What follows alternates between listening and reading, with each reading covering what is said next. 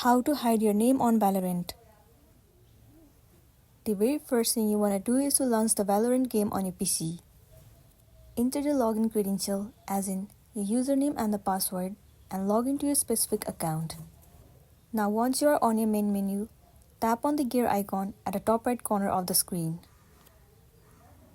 You will see 3 different options, but head over to settings. Tons of different options will be available to you.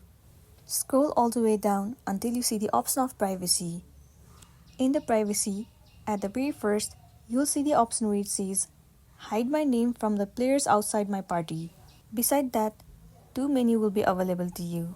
Right now, this option is turned on, so your name has not been hidden.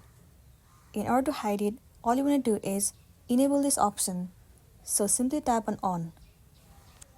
Once you have turned on this option, the name of your Valorant will be hidden successfully, and then you'll be good to go. So that's all for today, and this is simply how you can hide your name on Valorant.